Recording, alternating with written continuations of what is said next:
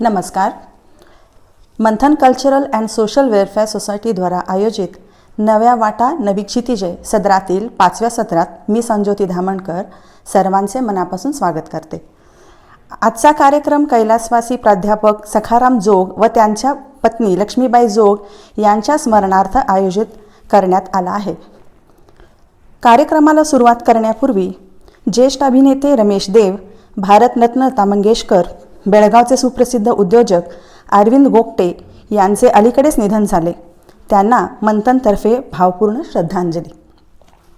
आजच्या कार्यक्रमात आपण बेळगावच्या तन्वी दोड्डण्णवर यांचा परिचय करून घेणार आहोत. कार्यक्रमाची सुरुवात करण्यापूर्वी सुचित्रा बोंद्रे यांचे ईशस्तवन होईल. तू बुद्धि दे, तू तेज दे, नवचेतना विश्वास दे. तू बुद्धि दे, तू तेज दे, नवचेतना विश्वास दे. जे सत्य सुंदर सर्वथा, जे सत्य सुंदर सर्वथा, आजन्म त्याचा ध्यास दे. तू बुद्धि दे, तू तेज दे, नवचेतना विश्वास दे. हरवले आभाळ ज्यांचे होतया ना सोबते, सापडे ना वाट ज्यांना होतयांचा सारथे. हरवले आभाळ ज्यांचे होतया ना सोबते, सापडे ना वाट ज्यांना होतयांचा सारथे. साधना करती तुझी जे, साधना करती तुझी जे, नित्य तव सहवास दे. जे सत्य सुंदर सर्वथा, जे सत्य सुंदर सर्वथा, आजन्म त्याचा ध्यास दे. तू बुद्धि दे, तू तेज दे, नवचेतना विश्वास दे. जाणवाया दुर्बलांचे दुःख आणि वेदना, जाणवाया दुर्बलांचे दुःख आणि वेदना. तेवत्या राहो सदा रंध्रातुनी संवेदना. धमनातल्या रुधिरासया खलभेदण्याची आस दे. सामर्थ्य या शब्दास आणि अर्थया जगण्यास दे. जे सत्य सुंदर सर्वथा, जे सत्य सुंदर सर्वथा, आजन्म त्याचा ध्यास दे. तू बुद्धि दे, तू तेज दे, नवचेतना विश्वास दे. सन्मार्ग आणि सन्मती लाभो सदा सत्संगती. नीती नाही भ्रष्ट हो जरी संकटे आली किती. सन्मार्ग आणि सन्मती लाभो सदा सत्संगती. नीती नाही भ्रष्ट हो जरी संकटे आली किती. पंखासया बळ दे नवे, पंखासया बळ दे नवे. झेपावण्या आकाश दे. जे सत्य सुंदर सर्वथा, जे सत्य सुंदर सर्वथा, आज जन्म त्याचा ध्यास दे, तू बुद्धी दे, तू तेज दे, नवचेतना विश्वास दे.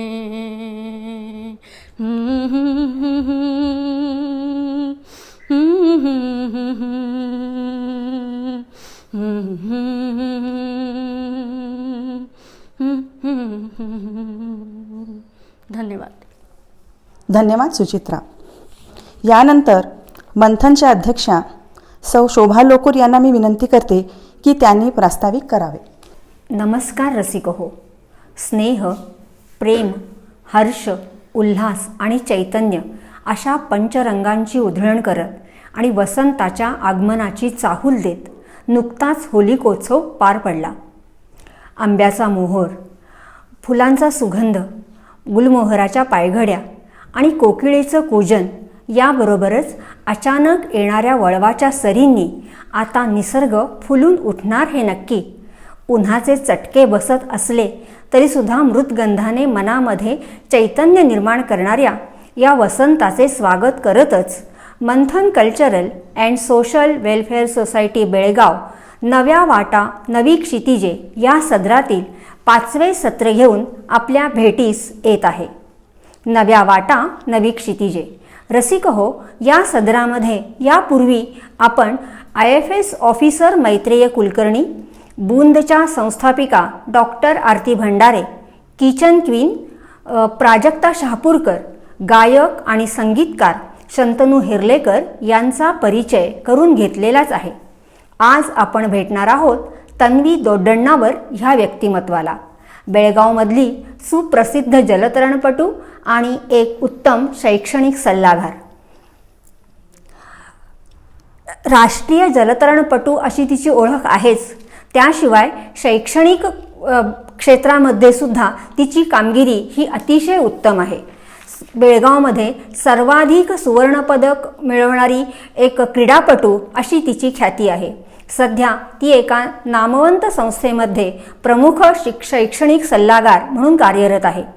तिच्या या यशस्वी प्रवासाची कहाणी आता आपल्यासमोर उलगडणार आहेच. तिच्याशी संवाद साधणार आहे प्रिया कवठेकर. तत्पूर्वी मला एका गोष्टीचा इथे उल्लेख करायचा आहे.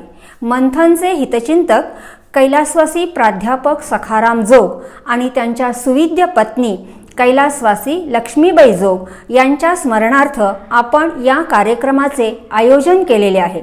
त्या उभयतांच्या पवित्र स्मृतीला मंथनतर्फे विनम्र अभिवादन. मंथन संस्था त्यांची कायम ऋणी राहील. मंथनच्या एक ज्येष्ठ भगिनी आशा रतनजी यांनी त्यांचे पती रुस्तुम दासशाह रतनजी उर्फ गोलाखरी यांच्या स्मरणार्थ मंथनला दरवर्षी 12,000 रुपये देणगी देण्याचे कबूल केलेले आहे. मंथन संस्था त्यांचे सुद्धा विशेष आभार मानते. रसिक हो, आजच्या आपल्या कार्यक्रमाची प्रमुख शिलेदार तन्वी दोड्डण्णावर आणि तिचे कौतुक करण्यासाठी, तिला शुभेच्छा देण्यासाठी जमलेल्या या कार्यक्रमात सहभागी झालेल्या सर्व साहित्य रसिकांचे मी पुन्हा एकदा मनापासून स्वागत करते. धन्यवाद. धन्यवाद शोभाताई. तन्वी दोड्डण्णावर यांच्याशी संवाद साधणार आहेत प्रिया कवठेकर. तन्वी यांनी आमचे आमंत्रण स्वीकारल्याबद्दल मनापासून आभार. देणगीदार आशा रतनजी, तंत्रसहाय्यक संकेत कुलकर्णी, पत्रकार बंधू भगिनी, चित्पावन संघाचे सदस्य व सर्व रसिकांचे मनापासून आभार. यानंतरच्या कार्यक्रमाची सूत्रे प्रिया कवठेकर यांच्याकडे सोपवित आहे. धन्यवाद. नमस्कार. मंथन कल्चरल अँड सोशल वेलफेअर सोसायटीतर्फे नव्या वाटा नवी क्षितिजे या सदरातील हे आपलं 5वं सत्र. या सत्रात आपल्या बेळगावची स्विमर तन्वी दोड्डण्णावर हिला आपण आमंत्रित केलं आहे. तन्वी, या सत्रात तुझं स्वागत. थँक्यू. खरं तर आम्ही सर्वजण तुला लहानपणापासूनच ओळखतो, पण आज एक लीड काउन्सिलर म्हणून तू आमच्यासमोर आली आहेस.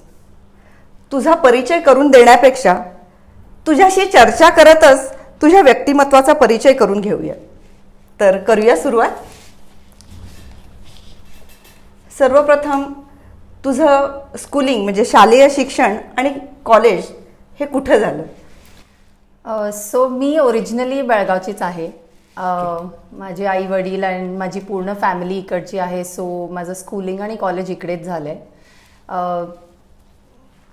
Starting from my nursery Maryland school जे भाग्यनगर एरियामध्ये होतं, सो तिकडे माझं नर्सरी झालं. तिकडून from junior KG to 10th standard divine providence convent high school, आणि त्याच्यानंतर गोपटे कॉलेज ऑफ कॉमर्समध्ये प्री युनिव्हर्सिटी 11-12 आणि बॅचलर्स इन कॉमर्स ही डिग्री गोपटेमधून झाली. हो. येस. आणि त्याच्यानंतर US-ला मी गेले. But before going to the US, I did a post graduation in business management Narsee Monjee education institute of management स्टडीजमधनं, आणि त्याच्यानंतर युनिव्हर्सिटी ऑफ टेक्सास ऑस्टिनमध्ये masters of education in sports management. Sportsman. Yes. Okay, good. म्हणजे तू बेळगावचीच आहेस, पूर्ण तुझं Yes. शिक्षण इथेच झालेलं आहे. Yes. आत्ता तू लीड काउन्सिलर म्हणून काम करतेस, पण त्याआधी जे तुझं स्विमिंगचं करिअर होतं, तर त्याविषयी थोडंसं आम्हाला ऐकायला आवडेल. म्हणजे तुझ्या स्विमिंगला सुरुवात कशी आणि कधी झाली? ॲक्च्युली स्विमिंगची सुरुवात म्हणजे मला पाण्याची खूप भीती वाटत होती, आणि त्याच्यामुळे आय थिंक मम्मानी मला स्विमिंग क्लासेसला घातले. सो उमेश कलगडगी सर जे माझे आहेत, त्यांनी मम्मीचे क्लासमेट आहेत. अच्छा. सो त्यांनी मम्माला सांगितलं की असे they are conducting coaching camps, आणि त्याच्यासाठी मला तिकडे घेऊन जा. बिकॉज आय थिंक आम्ही गोव्याला वगैरे गेलो होतो तेव्हा बीच वरती पण मला पाण्याची इतकी भीती वाटायची. सो त्यांना ते फिअर काढायचं होतं पाण्याचं, आणि म्हणून त्यांनी मला कोचिंग कॅम्पला घातलं. आणि ते 21 डेज नंतर मी खूप लवकर स्विमिंग शिकले. हो. आणि त्याच्यामुळे मग सरांनी म्हणलं की शी कॅन कंटिन्यू स्विमिंग त्याच्यानंतर, म्हणून ते सुरुवात तिकडे ऍक्च्युली झाली. आणि आय थिंक एक 6-8 महिन्यानंतर एक कुठेतरी एक छोटी कॉम्पिटिशन होती, इन्व्हिटेशनल मीट. तर त्या मीटमध्ये मला आय थिंक सिल्वर मेडल मिळालं. सो तिकडनं जी सुरुवात झाली, मग फ्रॉम इन्व्हिटेशनल मीट, सो 3.5 वर्षाची होते मी तेव्हा हे कॅम्प सुरू झालं. आणि त्याच्यानंतर आय डिडंट स्टॉप. म्हणजे फॉर 18 इयर्स 18 वर्ष मी स्विमिंग केलं. Very good. मम्मा घेऊन जायची, डॅडी घेऊन जायचे. सो त्याच्यानंतर from invitational meet to district level, मग state level, national level, different camps attend केले. So journey has been very good. मजा आली करताना.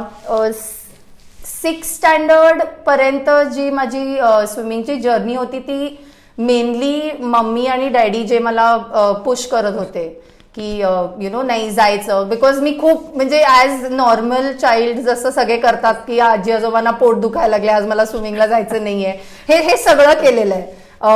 स्विमिंग पूलवरती पण मला हे नाही करायचंय, ते like a normal child. So असं नाहीये की मला लहानपणापासून अशी आवडच होती.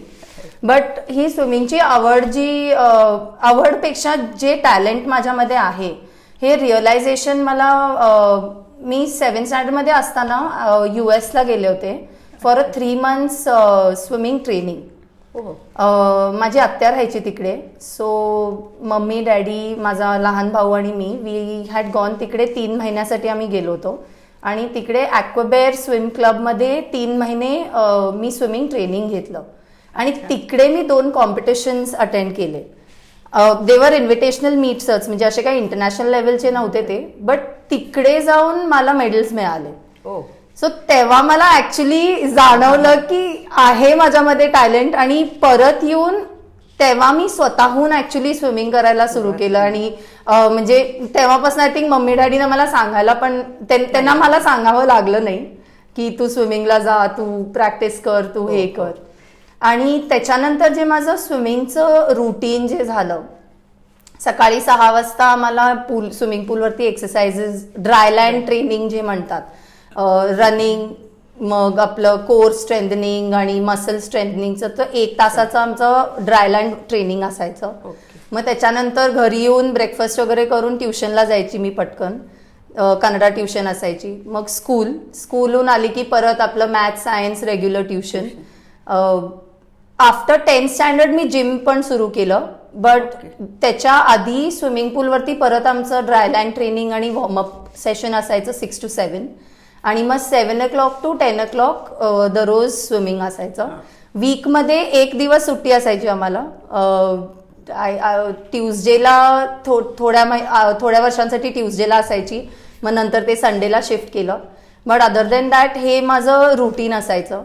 आणि हे रुटीन कॉलेज BCom एंडपर्यंत राहिलं. आणि जेव्हा मी BCom होते तेव्हा पण मी स्विमिंग कंटिन्यू केलं. तेव्हा मी सकाळी 4:30ला उठायची अभ्यास करायसाठी. बिकॉज अभ्यास वॉज व्हेरी इम्पॉर्टंट आणि मला ते मेंटेन करायचं होतं. सो सकाळी 4:30ला उठून जे अभ्यास वगैरे करायचं होतं ते करून कॉलेजच्या टाइमला मी मग सकाळी पण स्विमिंग सुरू केलं. सकाळी एक अशी 10-10:30ला जायची मी. एक तास ते 1.5 तास करायची आणि त्याच्यानंतर मग संध्याकाळी जिम असायचं. मग परत संध्याकाळचं 7 to 10 o'clockचं रेग्युलर रुटीन. हो. सो स्विमिंगची ही माझी जर्नी आहे. की गुड. म्हणजे प्रॅक्टिस खूपच आहे. हो डेफिनेटली. असं नाही, टॅलेंट जरी आहे तू म्हटलंस तरी त्यात प्रॅक्टिसही आहे. टॅलेंट खूप लोकांकडे टॅलेंट असतं. बट ते टॅप करून त्याला use to the extent of the potential करणं खूप इम्पॉर्टंट आहे. Whether it is sports, whether it is education, whether it is art, any field. अगदी बरोबर. प्रॅक्टिस और त्याच्यामध्ये जास्ती अपस्किलिंग करणं और जास्ती त्याच्याबद्दल शिकणं हे खूप गरजेचं आहे. गुड. खरंच अगदी म्हणजे आम्हाला हीच हे होती, अपेक्षा होती की तू काय स्विमिंगमध्ये वेगळं काय. तर तू म्हणालीस तसं की तुला तिथे गेल्यावर 3 महिन्याचं तुझं जे ट्रेनिंग झालं तिथे तुला ते लक्षात आलं किंवा क्लिक झालं की आपण म्हणतो की तिथे तुला ते टॅलेंट तुझ्या लक्षात आलं आणि ते तू पुढे अपस्किलिंग केलं असतं. That is very important. Yes. स्विमिंगमध्ये तुला जवळजवळ 50च्या वर मेडल्स आहेत. 50 म्हणजे मी कमीच म्हणते, पण गोल्ड मेडल तरी निदान 50च्या वर आहेत. आणखीन तसंच नॅशनल लेवलची मेडल सुद्धा तुला मिळालेली आहेत. तर हा तुझा प्रवास आम्हाला ऐकायचा तर आम्ही आत्ता ऐकलाच आहे, पण मला आणखीन ह्याच्यात तुला असं काही एखादा एक प्रसंग सांगता येईल का की जो खूप वेगळा होता किंवा रोमांचक असं काही. सो सगळे जे कॉम्पिटिशन्स असायचे आमचे ते असे मजेशीरच असायचे. थोडे जे इव्हेंट्स. सो आमचं कसं असायचं, सगळ्या स्विमरचे कुठले तरी स्ट्रॉंग पॉइंट्स असतात, स्ट्रॉंग स्ट्रोक्स असतात. सो तसे माझे बॅकस्ट्रोक आणि बटरफ्लाय हे 2 स्ट्रोक्स माझे मेन असायचे. तर सगळ्या कॉम्पिटिशनमध्ये मी जनरली ह्याच इव्हेंट्समध्ये घ्यायची पार्ट. बट काय होतं कधी कधी थोड्या कॉम्पिटिशन्समध्ये आम्हाला दुसऱ्या इव्हेंट्समध्ये पण भाग घ्यावा लागतो. तो असे खूपदा इन्स्टन्सेस झाले जेव्हा मी दुसऱ्या इव्हेंटमध्ये जेव्हा मला वाटलं पण नव्हतं की मी नॅशनलला सिलेक्ट होईन, त्या इव्हेंट्समध्ये पण माझं सिलेक्शन झालं. सो तसा एक होता was 100 meters butterfly. So backstroke आणि बटरफ्लाय माझा इव्हेंट होता. But I am a short distance swimmer. 50 meters are actually my strong points आणि 100 meters मी नुसतं बॅकस्ट्रोक जास्ती करायचे. बटरफ्लाय हा स्ट्रोक म्हणजे हा ऍक्च्युली मला पनिशमेंट खूप मिळायचे. आणि स्विमिंग पूलवरती 1000 meter बटरफ्लाय आणि 2000 meters बटरफ्लाय हे पनिशमेंट द्यायचे आम्हाला. सो हे पनिशमेंट करून करून करून I actually got good in butterfly. So मी सरांशी बोलले आणि आय सेड की मला 200 meter backstroke, so 50 meter, 100 meter आणि 200 meters बॅकस्ट्रोक इव्हेंटच्या पेक्षा 3च इव्हेंट आम्हाला घ्यायचं अलाउड होतं फॉर स्कूल गेम्स. मला 200 बॅकस्ट्रोक न करता मला 100 बटरफ्लाय मध्ये घ्यायचंय. Because those were the events जे मला म्हणजे मला खूप त्याचं स्ट्रॉंग पॉइंट होतं माझं. सो सर पण वॉज म्हणजे त्यांना पण कळत नव्हतं बिकॉज हे शुअर शॉट मेडल माहिती होतं आपल्याला कसं आहे काय. पण मी हट्ट करून ऍक्च्युली हे केलं. सुरतला नॅशनल्स होते. तर कसं असतं कॉम्पिटिशनचं, सकाळी सेमीफायनल्स असतात आणि मग संध्याकाळी फायनल्स असतात. सो सगळ्या स्टेटमधले जे लोक पार्टिसिपेट करणार आहेत त्यांचं सगळ्यांचं एकदा पहिला इव्हेंट घेतात आणि मग त्यातमधले टॉप 8 काढतात आणि मग त्यांचं फायनल संध्याकाळी असतं. अच्छा. सो त्या ह्याच्यामध्ये रँकिंग माझं 5th होतं. हो. आणि मी खूप म्हणजे सकाळी मी अजिबात चांगलं स्विमिंग केलं नव्हतं का मलाही माहिती तरी नाही. ही 5th होतच. हा मी 5th होते, बट ऍक्च्युली माझं जे टायमिंग होतं त्याच्यासाठी गोल्ड सिल्वर म्हणजे मी मेडल टॅलीमध्ये नक्की यायचे. आणि जेव्हा मी इव्हेंट संपवलं तेव्हा मला सर वगैरे तर रागवले होतेच. इवन स्टेट लेवलचे जे माझे कोच होते, every state team has a coach that they assign. So ते बँगलोरचे कोच होते, त्यांनी पण म्हणजे इतकं डिसअपॉइंटेड होते माझ्यामध्ये, म्हणजे की काय तू आहेस मेडल टॅलीमध्ये. माझं इव्हेंट होतं मग संध्याकाळी मी ब्लॉकवरती थांबले होते आणि माझे कोच तर होतेच ऑब्व्हियसली, बट हे स्टेटचे कोच ना त्यांनी चहा प्यायला बाहेर जात होते. तर त्यांनी जाता जाता नुसतं हाक मारली मला की नुसतं तुझं टायमिंग दे, बाकी काही करू नको. आणि त्यांनी बाहेर गेले चहा प्यायला. आणि जोपर्यंत त्यांनी आत आले माझा इव्हेंट संपला होता आणि त्यांनी कॅज्युअली विचारलं व्हॉट हॅपेंड, म्हणजे त्यांना वाटलं की नाही. म्हटलं सर गोल्ड. तर ते इतके शॉक झाले बिकॉज ऑनेस्टली मलाही माहित नाही की ते तसं how it happened. Again I just focused on what ever, but ते एकदम असं एक व्हेरी म्हणजे मजेशीर नाहीये, but it is a very memorable event for me. म्हणजे दॅट ॲड्रेलिन रश जे मला होतं त्या इव्हेंटमध्ये जे हे करायचं होतं, that was I never forget that event in my life. कारण की ते मी भांडून सरांची तो इव्हेंट घेतला होता, माझ्या सरांची भांडून तो इव्हेंट घेतला होता आणि मी प्रूव्ह केलं की त्या इव्हेंटमध्ये. सो त्याच्यानंतर मग सरांना पण कळायला लागलं की मलाही अंडरस्टँड होतं की मी काय कुठल्या इव्हेंटमध्ये काय टायमिंग देऊ शकते, कशात मला चान्स आहे. हे सगळं म्हणजे the game of how timings work, game of how you have to choose the event, हे सगळं पण it is a important thing for every athlete to understand. Yes. So हे पण कळायला लागलं. सो आहे असे खूप मेमोरेबल आहेत. हे सगळ्यात मला it's very close to my heart. So मजेशीर असंच नाहीये, बट पण आहे हे असं. या वेगवेगळ्या कॉम्पिटिशनसाठी तू म्हणालीस तसं सुरतला किंवा आणि बाहेर कुठे कुठे जावं लागतं, तर त्यावेळी तुला शाळेतून कसा सपोर्ट होता? आणखीन ऑब्व्हियसली तू सांगितलंस तसं, पण घरातून गायडन्स काय होता? तर तू म्हणालीस की तुला हे कळलं की अरे हा माझा स्ट्रॉंग पॉईंट आहे, तर तुला असं घरातूनही काय गायडन्स होता?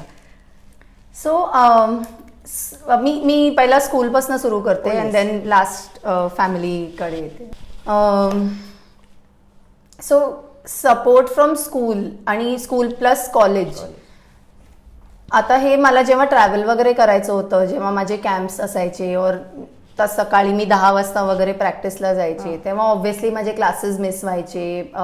U know there used to be असे एक 10-15 दिवस जेव्हा मी स्कूल कॉलेज सगळं मिस करायचे. तर ॲक्च्युली स्कूल करिक्युलममध्ये ते करणं इट इज व्हेरी डिफिकल्ट आणि it is very difficult for school and college authorities also to give that permission. Even though medals मी मारत होते आणि इवन स्कूल कॉलेजचे थ्रू ऑल्सो मी जात होते, बट तरी education wise they also wanted to make sure की मला यु नो माझं एज्युकेशन आणि माझा अभ्यास अफेक्ट नाही व्हायला पाहिजे. So when ever possible all my teachers, all my professors, apart from motivating me for this, they also really help me with my studies. म्हणजे जर मला काही एक्स्ट्रा ॲडिशनल डाऊट असायचा, नाहीतर काही कन्सेप्ट कळाले नाहीत, तर दे डिड नॉट से की क्लासमध्ये मग असायचं होतं, you should have you know attended classes. So असं कधी नव्हतं. They were always very patient with me आणि खूप म्हणजे they were always just proud of me. So मला असं कधी प्रॉब्लेम ॲज सच नाही झाला की दे ट्रबल्ड मी और असं काही हे नाही. मला खूप स्कूल कॉलेज दोन्हीकडनं सपोर्ट मिळालं, बिकॉज ऑफ विच म्हणजे even small things like my school teachers used to म्हणजे कॉल्सवरती वगैरे पण असायचे, they used to motivate me.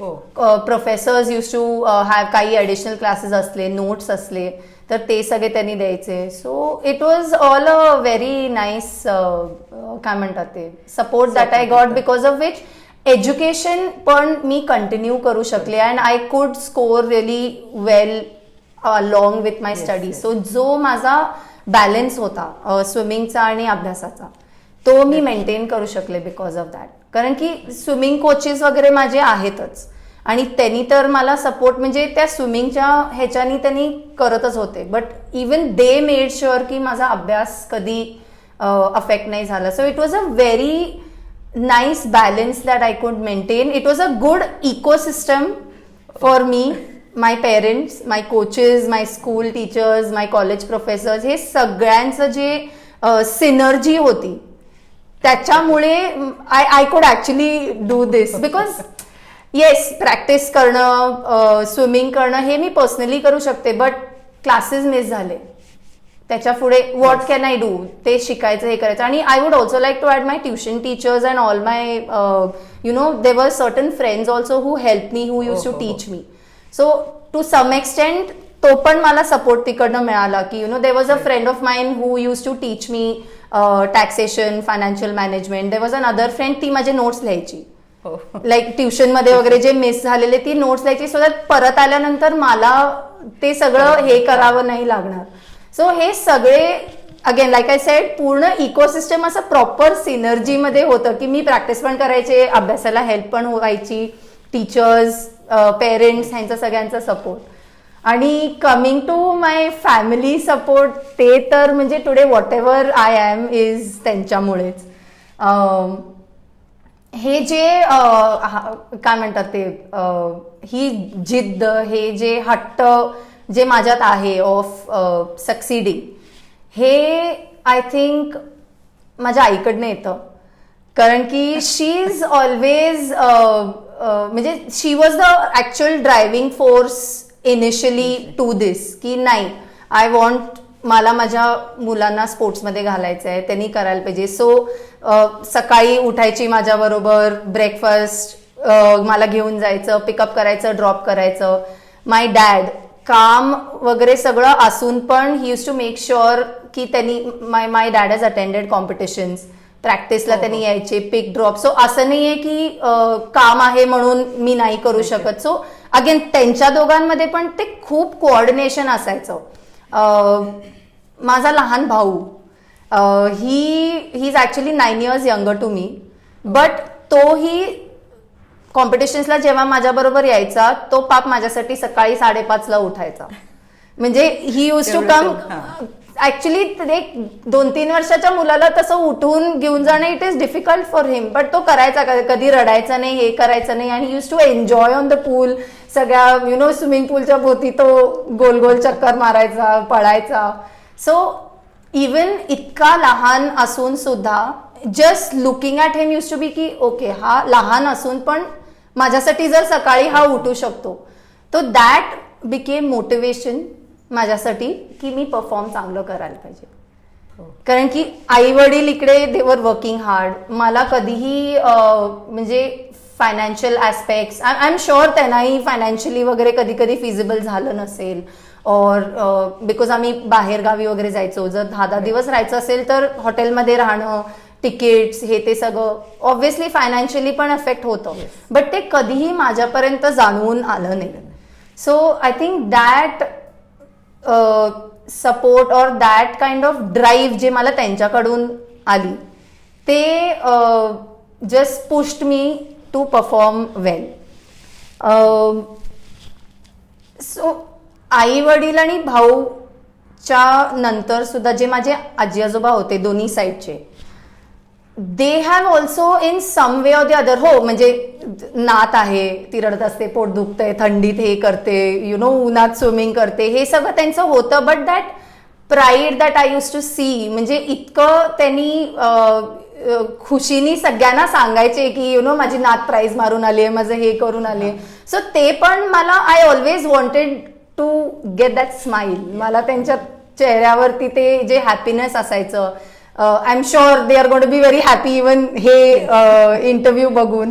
So हे जे सपोर्ट मला फॅमिलीकडून मिळाला, that I think has supported me or has pushed me आजपर्यंत जे मी आहे त्याच्यासाठी. स्विमिंगचं करिअर तर एक आहेच, म्हणजे बट अदर दॅन दॅट जे माझं अभ्यास, माझं जे आत्ताचं करिअर आहे त्याच्यामध्ये सुद्धा there are many different family members involved. जेव्हा मी माझ्या PG अभ्यासासाठी गेले होते, सो माझी एक्झाम बँगलोरला असायची. सो मी 10-15 दिवस माझ्या आत्याकडे राहायचे. सो तिकडे she has taken care of me. So तेव्हा ती माझी आई होती तिकडे. सो अगेन जे माझं इकडे एक्झामचं रुटीन असायचं ते सेम तिकडे मी फॉलो करायचे. सो मला सकाळी जे ब्रेकफास्ट असायचं, तुला देवाला जायचंय, तुला हे करायचंय, तुला ड्रॉप करायचंय, हे सगळं माझ्या आत्यानी आणि तिच्या फॅमिलीनी माझ्यासाठी केलंय. मी जेव्हा US ला होते, माझे काका आणि काकी तिकडे, they were my parents there, because मी तिकडे 2.5 years होते US ला आणि 2-3 तासावरती होते मी माझ्या काका काकींकडे. सो पहिला जे मी गेले ते तिकडेच गेले. सो मला तिकडे ऑस्टिनला ड्रॉप करून माझं घर वगैरे सगळं आहे बरोबर आहे की नाही, माझं जे ID कार्ड म्हणा, ड्रायव्हिंग लायसन्स, सो ते सगळं माझे काका काकी टेक केअर केले, because they were my parents there. तसं मग मी जेव्हा परत आले इकडे, मुंबईला होते, माझा मामा, माझी मामी, माझी मावशी, सो दे वर देअर, बिकॉज माझा जेव्हा जॉब सुरू झाला, बेसिक सिम्पल की मी लोकल ट्रेनमध्ये कसं ट्रॅव्हल करायचं पासून शिकवणं, हे पण it is there. So it's like it is just not my immediate family, it is also my extended family that has help me throughout, not just my swimming career, but आतापर्यंत जे मी केलंय त्या सपोर्टसाठी it is all because of them that I am here. And माझे coaches Umesh Kalagadgi sir, Prasad Tendulkar sir, Sudhir Kusane sir, Anand Patil sir, Nishant Parulekar sir, Ajinkya मेंढके, Akshay Sheregar, Ankush Kanbarkar, all these people throughout, म्हणजे from 3.5 वर्षापासनं till I turn 21, हा माझा स्विमिंगचा पिरियड होता. तर I underwent each and every coach आणि त्यांच्या सगळ्यांकडनं जे जे पॉझिटिव्ह मी शिकू शकते. And it is not just स्विमिंगमध्ये, even life lessons that I could learn from them, हे सगळं मी त्यांच्याकडनं शिकलंय. So I think again like I said, पूर्ण इकोसिस्टम सिनर्जी सगळ्यांचं that has help. You are very lucky, very grateful, very काय म्हणतात ते, yeah just very lucky. Yes. Okay. Swimming मधली तुझी भरपूर मेडल्स, तसं अकॅडमिक मधलं सुद्धा तुझं जर आपण बघितलं तर तुला खूप चांगले मार्क्स आहेत सगळ्या, तुझ्या PG पर्यंतचे सुद्धा आपण जर रँकिंग बघितलं तर. तू म्हणालीस तसं या दोन्हीचाही तू बॅलन्स तर सांभाळलास, तर त्यातून तू ह्या क्षेत्राकडे कशी वळलीस, काउन्सिलिंगकडे? सो कसं झालं, जेव्हा मी माझं हे करायला लागले, म्हणजे जेव्हा मी माझी PG diploma in business management करत होते, ते मी 2 वर्षाचं केलं, कारण की US मध्ये 3 year अंडरग्रॅड डिग्री त्यांनी एक्सेप्ट नाही करत, त्यांना 4 year अंडरग्रॅड डिग्री लागते. सो मी हा PG कोर्स जो केला तो टू सफाईस दॅट 4 year, म्हणजे ते 4थं वर्ष एक्सेप्ट करण्यासाठी केलं. बट ते जेव्हा मी करत होते त्याच्या बरोबरीने US मध्ये जाऊन मला ऑन कॅम्पस जॉब मिळावा, म्हणून आय स्टार्टेड डुईंग अ स्विमिंगचं coaching certification. So American coaches swimming असोसिएशनचं मी फाउंडेशन 1चं कोचिंग सर्टिफिकेशन केलं. आणि जेव्हा मी BCom पण करत होते तेव्हा सेंट पॉल्समध्ये आणि डिवाइन प्रॉव्हिडन्समध्ये I have gone as a substitute teacher to teach basic आपलं social studies, maths, English subjects 8th 9th 10th स्टुडंटसाठी. सो तिकडनं जे माझं टीचिंगचं I don't know, I just used to love teaching, whether it was friends, whether it was kids. आणि असं काही मला मुलांनी वगैरे त्रास पण नाही दिला, because you here that if there is a young teacher, मुलं वगैरे खूप त्रास देतात, बट तसं काही त्रास नाही दिलं. म्हणजे or may be I could handle kids really well. That I think तिकडनं ते टीचिंगचं माझं एक्सपिरियन्स सुरू झाला. सो दॅट प्लस माझं स्विमिंगचं जे मी कोचिंग सर्टिफिकेशन केलं हे सगळं यूज आलं जेव्हा मी US ला गेले तिकडे, आणि मला टीचिंग असिस्टंटचा जॉब मिळाला तिकडे, which is a on campus job, and that also paid for my tuition fees of or my college fees for my degree. So त्या एक्सपिरियन्समुळे, आणि तिकडे I have done various other different jobs जे एज्युकेशनच्या towards leaning होते. बरोबर. आणि also एक गोष्ट अशी झाली की 2014 मध्ये I underwent a spine injury. So मला स्पाईनची सर्जरी झाली, ज्याच्यामुळे ऍक्च्युली मला स्विमिंग बंद करावं लागलं.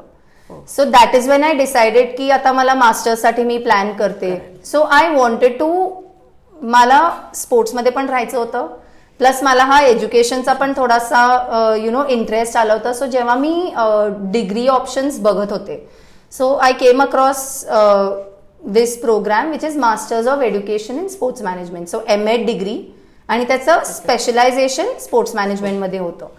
So the different kind of subjects वगैरे जे मी शिकले तिकडे, सो दे वर मोर टुवर्ड्स एज्युकेशन पॉलिसीज. मग ॲथलीट्सचं कसं एज्युकेशन हे असतं, त्यांचं लर्निंग स्ट्रॅटेजीज कसे असतात, मग स्पोर्ट डेव्हलपमेंट कसा होतो. मग I also learned about sports marketing as a subject. So हे सगळं मिळून, आणि प्लस माझे जे डिफरंट टाईप ऑफ जॉब्स होते where I was working with athletes as well, plus different sports management, I realise that sports and education is where म्हणजे माझे strengths तिथे लाय करतात. आणि ते मला खूप मजा येते ती करायला. सो तिकडनं आय डिसाइडेड की मी एज्युकेशनमध्येच I want to also be connected to education. Education plus sports असं दोन्ही तुला तसं दोन्ही हे Right, झालं. right, हो. एक असा मला असं विचारायचं होतं, तू आता म्हणालीस की तू बाहेर शिकलेली आहेस, तर तिथला आणि आपल्या एज्युकेशन सिस्टीममध्ये तुला काय फरक जाणवला आणि काय तू सांगू शकशील त्याबद्दल? सी कसं आहे, एव्हरी कंट्रीमध्ये डिफरंट एज्युकेशन पॉलिसीज असतात. Right. आणि इट डिपेंड, आता कुठलं चांगलं आहे कुठलं वाईट आहे हे मी सांगू शकत नाही, बिकॉज मी दोन्ही हे केलंय. बट जे डिफरन्स मला वाटलं इज, इंडियामध्ये आपण खूप कन्सेप्च्युअली स्ट्रॉंग असतो, वेरॅज US मध्ये और बाहेरच्या देशात, आता मी US मध्ये केलंय, so I will talk more about US education system. तिकडे एक्सपिरियन्स आणि ऍप्लिकेशन मध्ये खूप स्ट्रॉंग असतात. सो असं झालं की माझ्या डिग्रीमध्ये जे पण क्लाससाठी जे प्रोजेक्ट्स असायचे, ते projects were all real life projects. So let's say for example माझं स्पोर्ट्स मार्केटिंगचं एक सब्जेक्ट होतं जे मी घेत होते. सो त्या स्पोर्ट्स मार्केटिंगच्या सब्जेक्टसाठी देर वॉज काय म्हणतात ultimate frisbee team. So frisbee खेळण्याचं त्यांचं जे लीग होतं त्याची एक टीम होती. तर त्या टीमचा owner had come to our class, आणि आम्ही ग्रुप्समध्ये worked on a marketing plan for his team.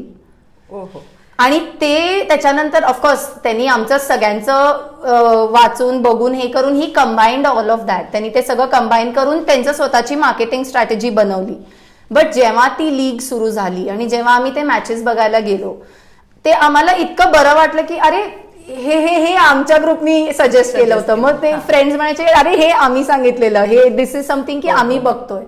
So हे अभ्यास केलेलं आणि प्लॅन बनवलेलं जेव्हा रिअल फील्डमध्ये अप्लाय झालेलं आम्हाला दिसलं, दॅट लर्निंग, तेव्हा तिथे बसल्या बसल्या आम्हाला कळलं पण की नाही आम्ही हे करायचं होतं, ह्याच्याऐवजी हे करायचं होतं. सो हे जे ऍप्लिकेशन बेस्ड एज्युकेशन सिस्टम आहे हे US मध्ये खूप हे आहे. बट मला आणि एक काय गोष्ट जाणवली इज, मी जेव्हा ग्रुपमध्ये होते, माझ्याबरोबर चायनीज लोक होती, माझ्याबरोबर US ची लोक होती, and I was the only Indian in the program. So आम्ही काय केलं, there was one business strategy simulation game जे आम्ही फॉर क्लास ओनली आम्ही पार्टिसिपेट केलेलं. So it is a online game जे दे गिव्हर्स, आम्हाला एक शू कंपनी देतात त्यांनी ऑनलाईन, आणि ते आम्ही 4-5 जण मिळून चालवायचं. So every week is 1 year, आणि त्याचे सगळे फायनान्शियल डिसिजन्स, मार्केटिंग डिसिजन्स, किती प्रोडक्शन करायचं, कुठल्या कुठल्या रिजन्सला ते पाठवायचं, हे सगळं म्हणजे आपण शिकतो ते खेळता खेळता.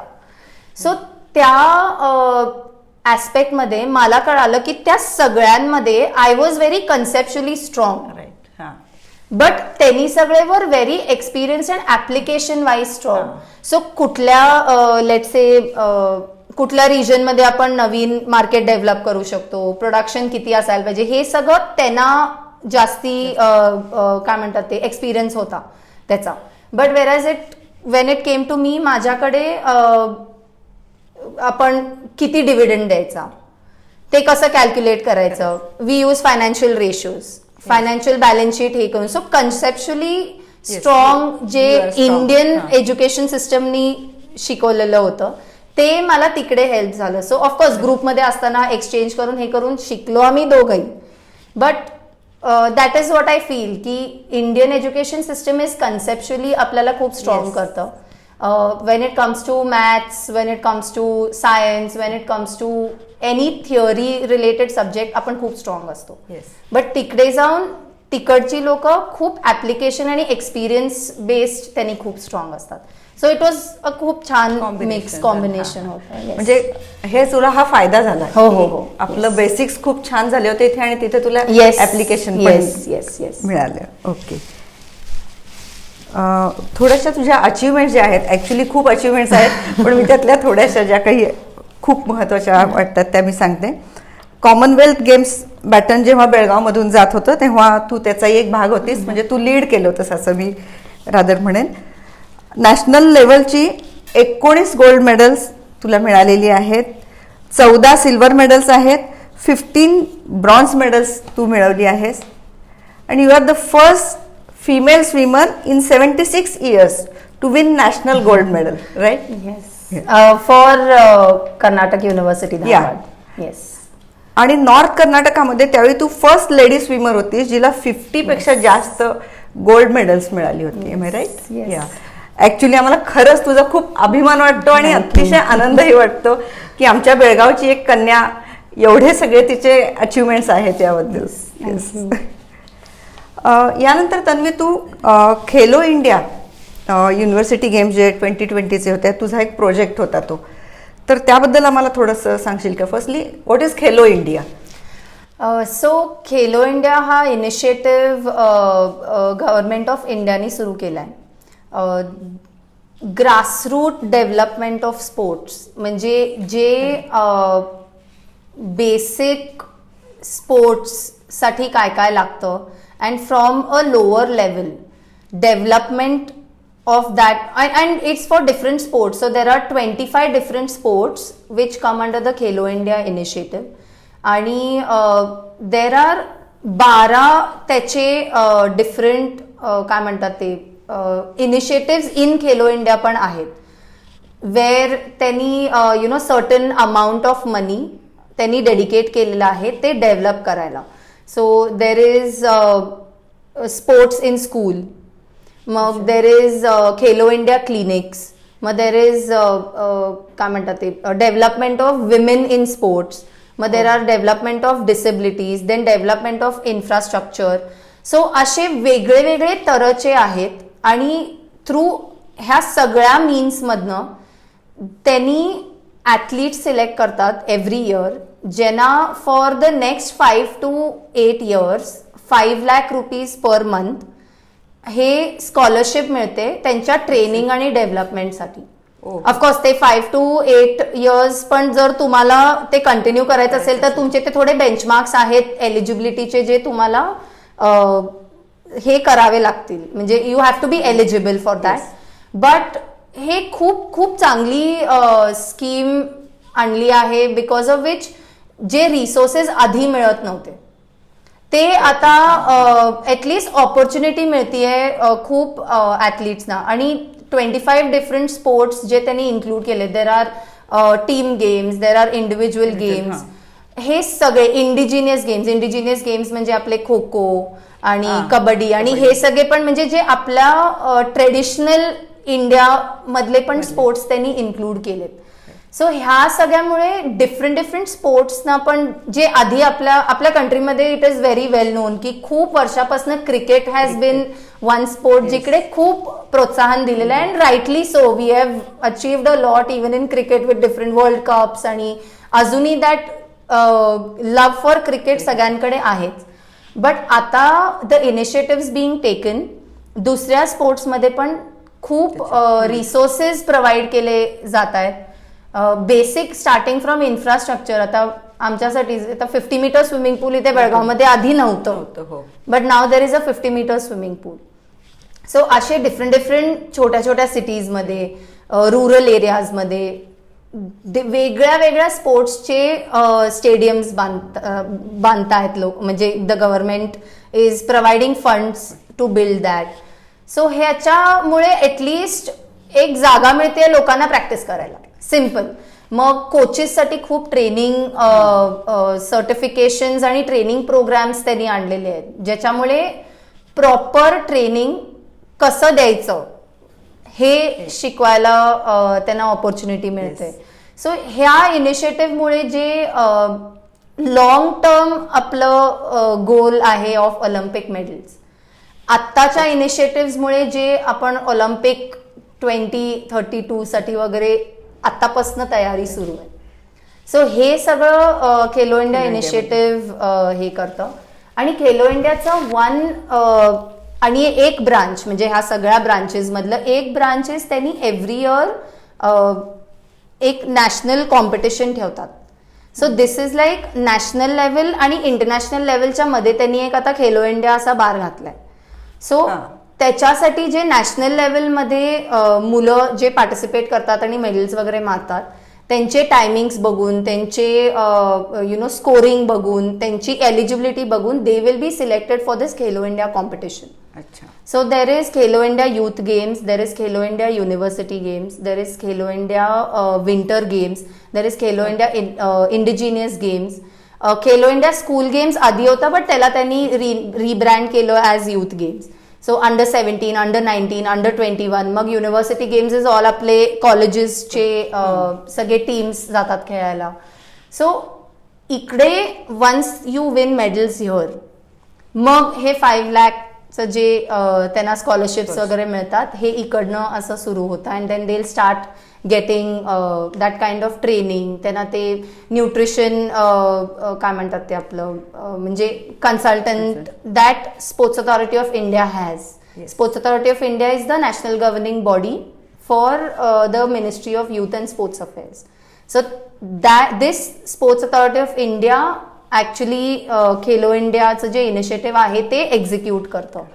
सो त्यांच्या थ्रू जे कोचेस आहेत, जे न्यूट्रिशनिस्ट आहेत, जे फिजिओथेरपिस्ट आहेत, सो हे ते ॲथलीट सगळे ऍक्सेस करू शकतात. अच्छा. जे आधी आम्हाला हे ॲव्हेन्यूज नव्हते, रिसोर्सेस सगळे आपल्याला हे मिळत नव्हते.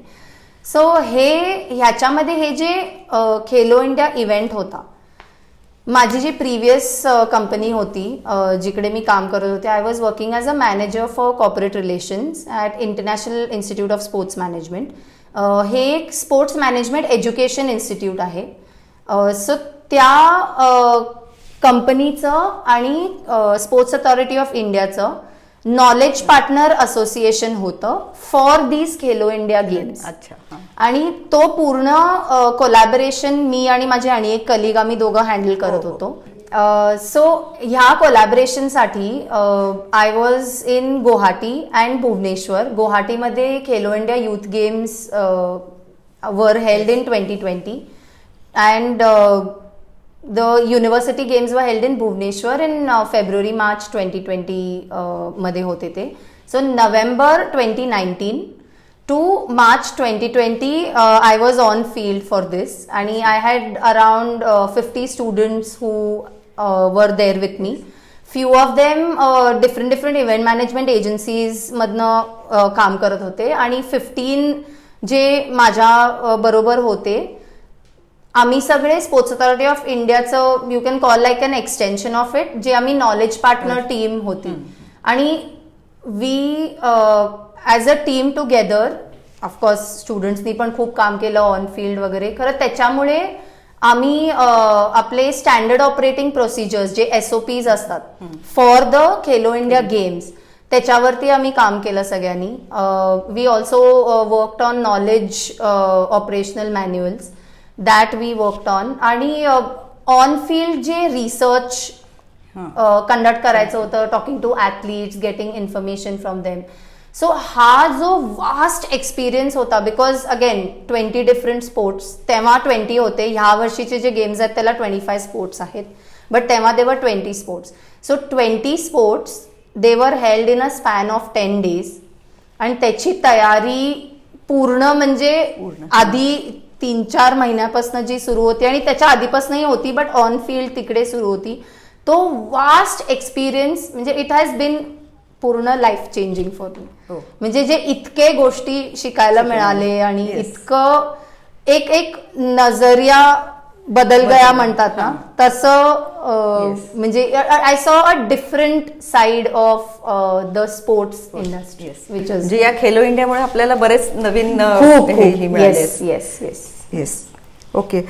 तू टेक्सासमध्ये होतीस तेव्हा शिकत असताना तू कामही केलंस असं तू म्हणालीस. सो त्यावेळी तू academic mentor, media relation student assistant आणि असिस्टंट इन्स्ट्रक्टर, तर ह्याच्याबद्दल थोडंसं काय सांगशील? ओके. सो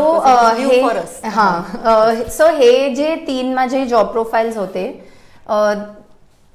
ते माझे ऑन कॅम्पस जॉब्सचे पार्ट होते. I will begin with academic mentor.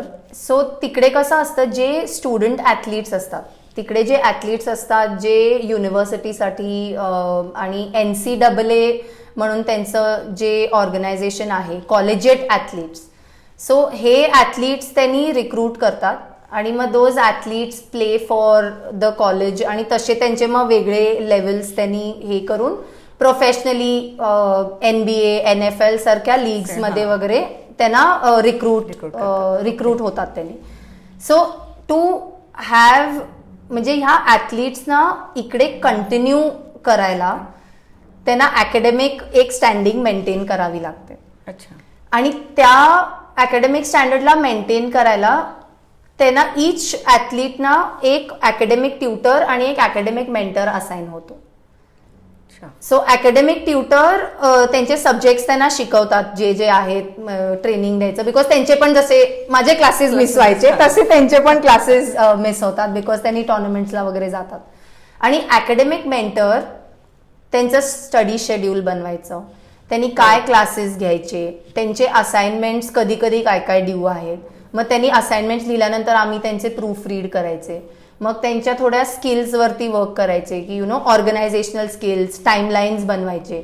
So हे सगळं त्यांना आणि जस्ट ओव्हरऑल आयडेंटिफाय करायचं की तो नाहीतर ती athlete is of sound mind or not, because कसं असतं खूप प्रेशर असतं. सो थोडं आम्हाला त्यांनी ट्रेनिंग दिलं होतं to identify if they are having any mental health issues.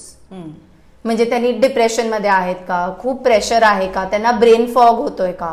So हे सगळं आयडेंटिफाय करणं, बिकॉज आम्ही were the first point of contact for them. So the tutor and the mentor were the first point of contact other than their training coach of course. So हे identify करणं आणि मग त्यांच्याशी बोलणं, त्यांना काय व्हॉट इज डिस्टर्बिंग देम हे सगळं, आणि मग आमच्या सुपरवायझरला इन्फॉर्म करणं या बाबतीत. सो दिस वॉज अकॅडमिक मेंटरचं role. The second one was, I think, media relations. Yeah, media relations. So Texas Athletics. So every university has an athletic department. So त्याच्यामध्ये त्या athletic departmentचं जे मीडिया डिपार्टमेंट होतं तिकडे पण भरपूर स्टुडंट असिस्टंटचे roles असतात. So my media assistant role मध्ये मी कॉन्टेंट क्रिएट करत होते.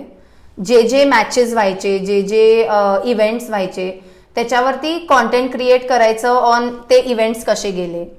सो ते लिहून सबमिट करायचं अँड देन इव्हेंच्युअली ते सगळे सोशल मीडिया प्रोफाईल्स आणि वेबसाईट्सवरती वगैरे त्याच्यातनं त्यांनी पिकअप करायचे. I use to also be a part of press conferences. जे कोचेसचे प्रेस कॉन्फरन्सेस असायचे, ॲथलीट्सचे प्रेस कॉन्फरन्सेस, थोडं इंटरनली कधी कधी ॲथलीट्स बरोबर आमचे पण असे सिटिंग्स जेव्हा असायचे, सो त्यांचं इंटरव्ह्यूज घेणे आणि मग ते ट्रान्स्क्राईब करून लिहून sending it to my supervisor. So मग दे कॅन पिक हेडलाईन्स आणि त्यांचे कोट्स आणि ते सगळे वेबसाईटवरती घालायचे. Other than that they also taught me how to do designing. So Adobe InDesign हा सॉफ्टवेअर यूज करून त्यांचे फ्लायर्स बनवायचे आणि छोटे छोटे पोस्ट बनवायचे, हे सगळे पण training I got. So that was another additional thing that I got to learn.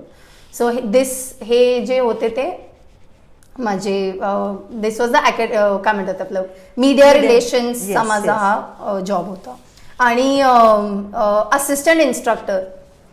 So assistant इन्स्ट्रक्टरचा जो जॉब होता that was for a 1 credit swim conditioning, intermediate swim conditioning course. So basically युनिव्हर्सिटीमध्ये जसे आपले म्हणायचं मार्केटिंगचे, सायन्सचे, मॅथ्सचे असे जे सब्जेक्ट्स असतात तसे स्पोर्ट्सचे पण सब्जेक्ट्स असतात, आर्टचे सब्जेक्ट्स असतात, डान्सचे सब्जेक्ट्स असतात. सो ते डिफरंट क्रेडिट्सचे असतात. सो एव्हरी क्रेडिट म्हणजे the number of hours that you study. So 3 credit असतात, म्हणजे वीकली तुम्ही 3 तास त्याबद्दल अभ्यास करायचा. सो तसं माझं हे स्विम कंडिशनिंगचं जे कोर्स होता तो एक 1 क्रेडिटचा कोर्स होता आणि तो कोर्स मी शिकवायचे.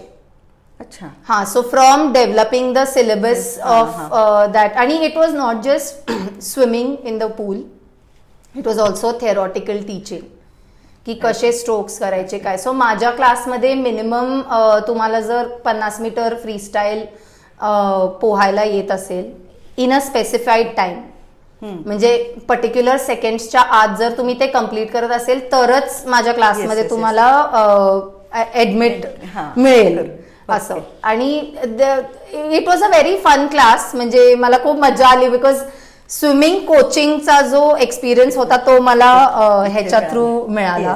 So that was the assistant instructor. So जो मेन स्विम इन्स्ट्रक्टर होता, they have assistants who take their different classes. So advance level असतो तो त्यांनी घेतात आणि इंटरमिडिएट आणि बेसिक लेवल जे असतं ते आम्ही असिस्टंट इन्स्ट्रक्टर्स घेतो. So again this job paid for my college fees for the second year. Okay, good. म्हणजे तुला प्रॅक्टिकल तर एक्सपिरियन्स होताच, प्लस तुला थेरॉटिकल सुद्धा तिथं बरीच माहिती मिळाली आणि ऍप्लिकेशन काय असू शकतात हेही तुला तिथं कळलं. आणि इतकी म्हणजे जेव्हा मी हे सो युनिव्हर्सिटी ऑफ टेक्सास ऑस्टिनमध्ये ज्या पूलमध्ये मी हे घेत होते ना, तिकडे सगळे ऑलिम्पियन्स फ्रॉम आमच्या युनिव्हर्सिटीचे जे होते ते प्रॅक्टिस करायचे. सो माझे क्लासेस 8:30ला सुरू व्हायचे जे मी घेत होते. सो त्याच्या आधी ती फुल टीम प्रॅक्टिस करायची.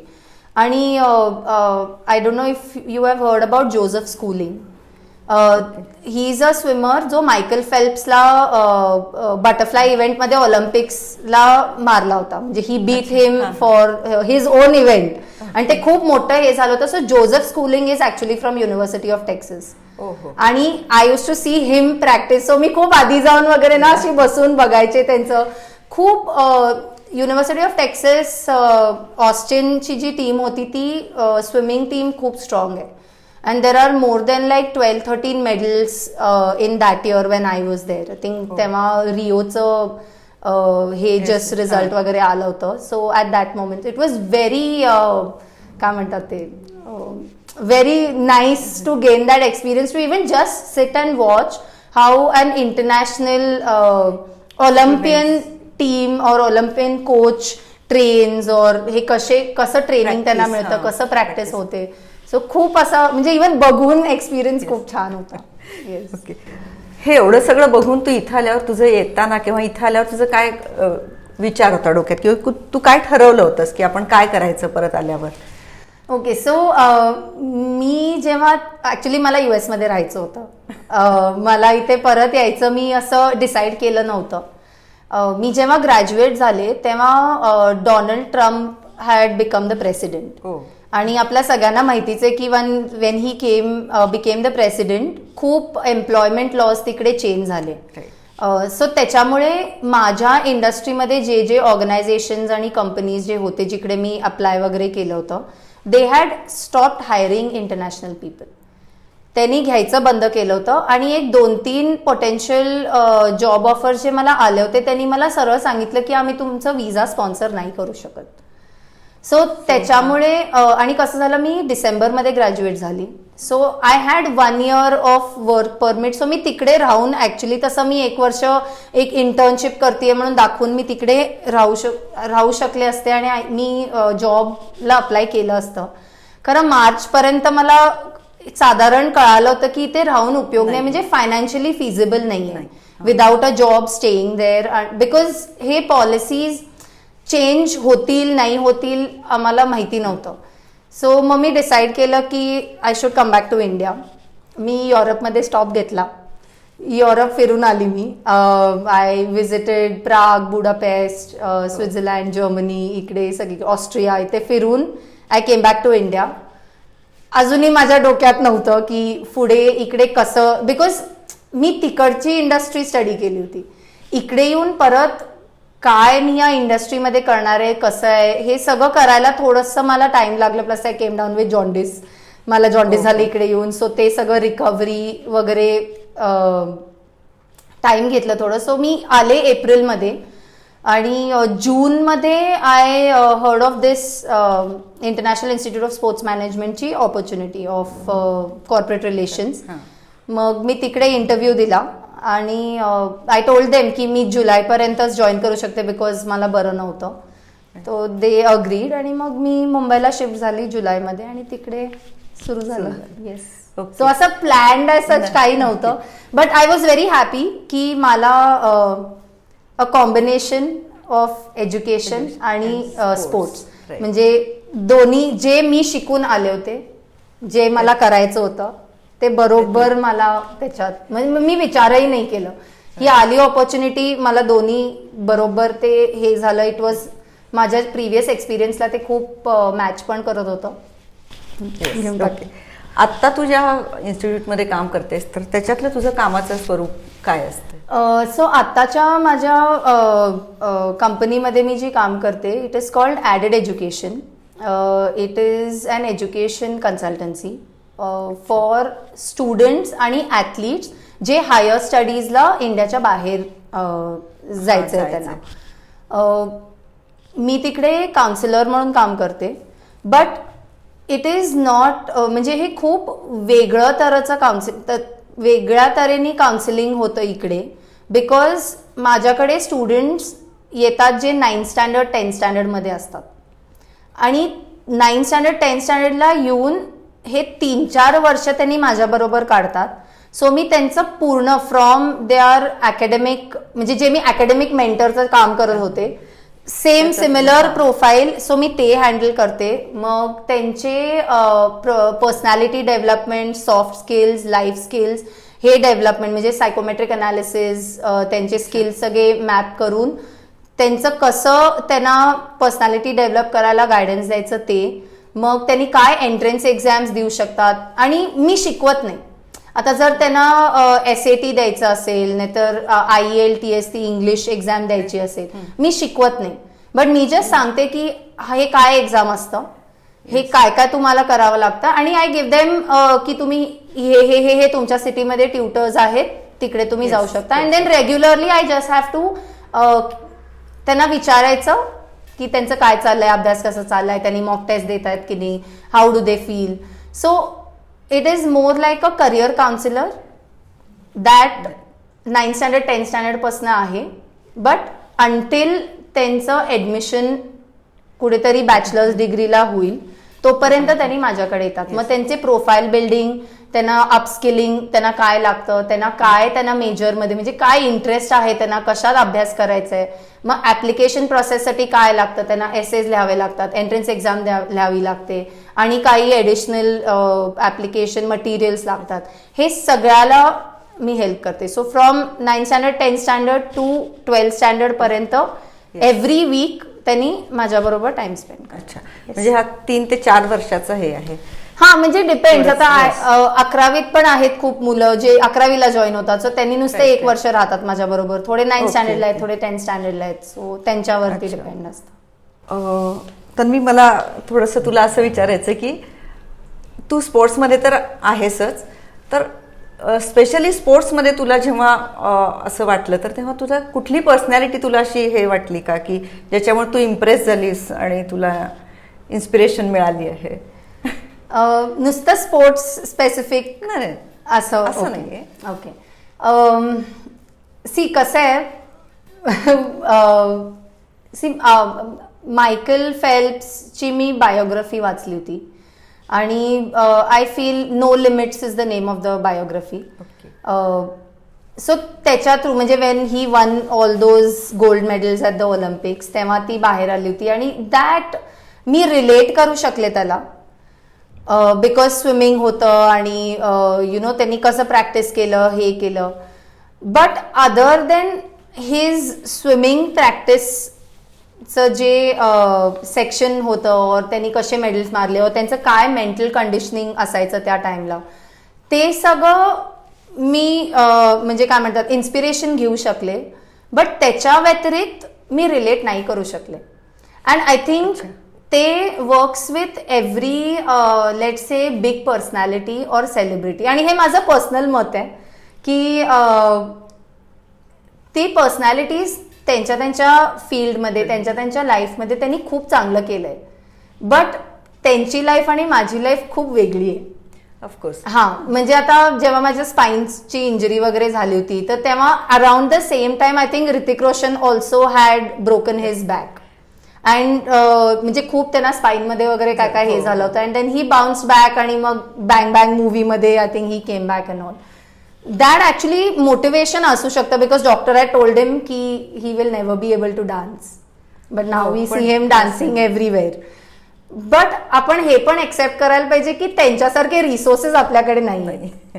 सो इन्स्पिरेशन आहे की व्हेरी गुड ही केम बॅक. त्यांचं जे मेंटल विल पॉवर डिटर्मिनेशन आहे की आपण गिव्हअप करायचं नाही, ते yes that is inspiring to me.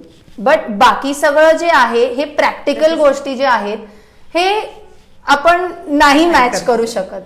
So I think more than any famous personalities movies have been very inspiring to me. अच्छा. हां, सो मला कार्टून मूवीज खूप आवडतात आणि माझी one of my favourite cartoon movie is Finding निमो.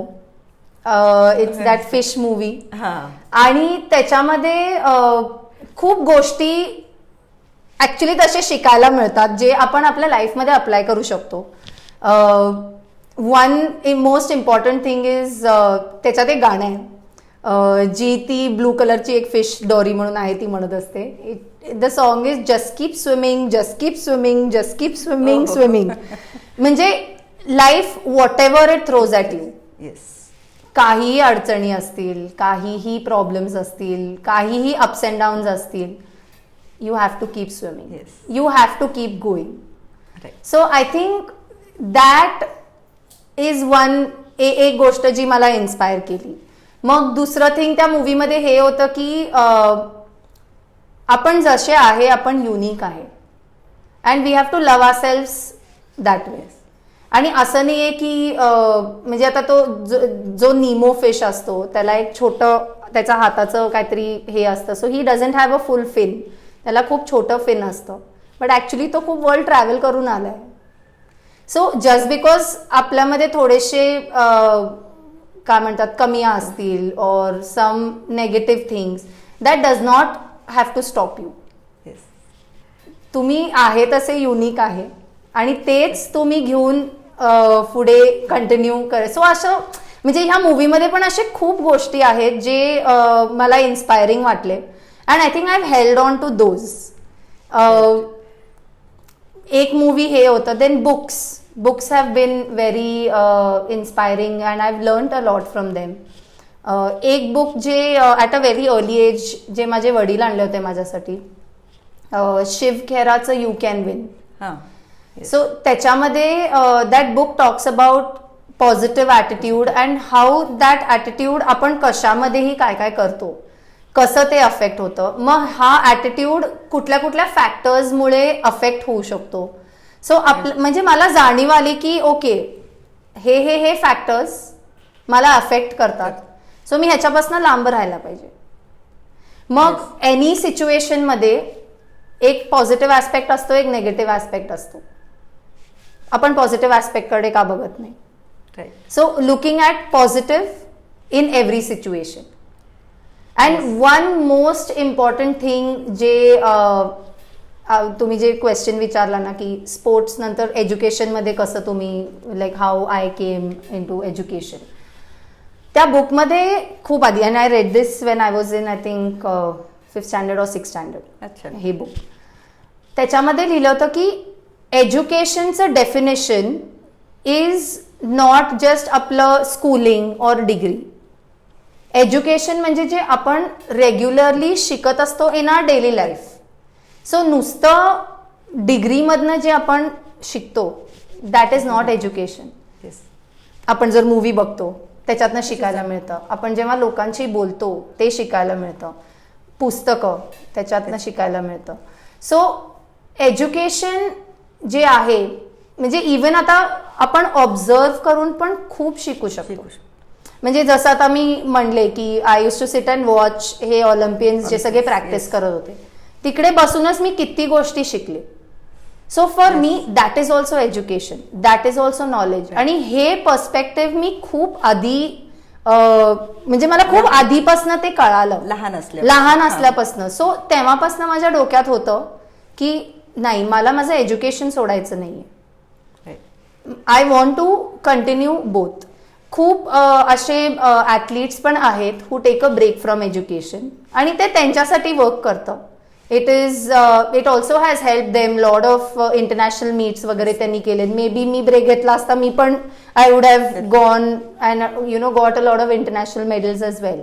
So त्या मोमेंटला ते त्यांना वर्क केलं, बट समवेअर मला ते बॅलन्स करायचं होतं आणि that is what I learn की मला एज्युकेशनमध्ये I want to continue my studies. So I think more than असे फेमस पर्सनॅलिटीज आणि हे I have learn more from movies and books. Okay. खूप छोट्या छोट्या गोष्टीतून सुद्धा तुला एक्सपिरियन्स म्हण किंवा ऑब्झर्वेशन तुझी पर्सनॅलिटी डेव्हलप केली. आणि आय थिंक ते मम्मी डॅडींकडनं येतं बिकॉज देव ऑलवेज लाईक काहीही सिच्युएशन असेल हे असेल ना, त्यांनी बसून म्हणजे they've always been very open and communicative to me की ओके तुला काय वाटतंय बाळ ह्याचं. म्हणजे माझे जे थॉट्स आहेत त्यांनी मला कधी फोर्स केलं नाही सायन्स घेतलं नाहीस तू, बिकॉज सी माझ्याकडे नॅशनल मेडल्स होते. सो 11वी 12वी नंतर म्हणजे मला मेडिकलची सीट, इंजिनिअरिंगची सीट ही आरामात मिळाली असती under sports quota. But they never force me. I was very clear की मला कॉमर्स करायचंय, मला मॅनेजमेंटमध्ये जायचंय. ऑफकोर्स ॲज पेरेंट्स त्यांनी ऑप्शन सगळे का नाही, आर्ग्युमेंट झाले, भांडणं झाली, बट असं फोर्स कधी नाही केलं की इवन स्पोर्ट्स मॅनेजमेंट सारख्या वेगळ्या फील्डमध्ये for them to send me there to study was also a big thing.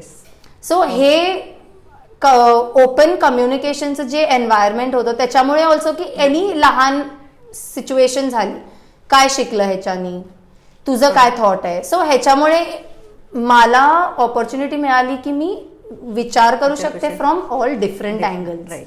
So ते everything I started looking at की मी ह्याच्याकडनं काय शिकू शकते. Right. Very good, very good. इतक्या लहान वयात सुद्धा तू हे म्हणतेस हे खूप कौतुक करण्यासारखं आहे तुझं. येस. एवढी पण लहान नाहीये मी. स्पोर्ट्स आणि काउन्सिलिंग या क्षेत्रात आता जी नवीन जनरेशन किंवा नवीन मुलं येतात तर त्यांच्यासाठी तुला काय सांगावं असं वाटतं की स्पेशली? अहो त्यांचे आई वडील सगळे सांगत असतात दररोज. अहो त्याचा एक्सपिरियन्स वेगळा. आई वडिलांना हा तुझ्यासारखा एक्सपिरियन्स मिळाला असेलच असं नाही. तुला एक्सपिरियन्स बाहेरचाही खूप मिळाला आणि तू म्हणालीस तसं की थेरॉटिकल आणि प्रॅक्टिकल ह्या दोन्ही गोष्टीचा तुला एक्सपिरियन्स मिळाला. Correct correct. सी एक गोष्ट जी मला सगळ्यांना म्हणजे सगळ्या आजकालचे जे किड्स आहेत त्यांना सांगायचं it is important to be an allrounder. म्हणजे येस स्पोर्ट्स करायचं आहे बरोबर आहे, बट स्पोर्ट्समध्येही तुम्हाला अभ्यास करावा लागतो. Even if you are an athlete, even if तुम्हाला जर स्विमर व्हायचंय, क्रिकेटर व्हायचंय, त्याचाही खूप अभ्यास असतोच. सो अभ्यास आणि एज्युकेशन, तुम्ही स्पोर्ट्स घेतलं, तुम्ही आर्ट घेतलं तर अभ्यास नाही करायचा असं नाहीये. सो यू हॅव टू दोन्हीही तुम्हाला बॅलन्स करून जायलाच पाहिजे. Because like I said, education डिग्रीपेक्षाही खूप जास्ती आहे. कंटिन्युअसली आपण जे शिकत राहतो ते खूप इम्पॉर्टंट आहे. प्लस अदर दॅन दॅट, स्कूलमध्ये असताना, कॉलेजमध्ये असताना जे ऑन फील्ड एक्सपिरियन्सेस जर मिळायचे चान्स जर मिळालं तुम्हाला, start volunteering at different events. तुम्ही काम करू शकता.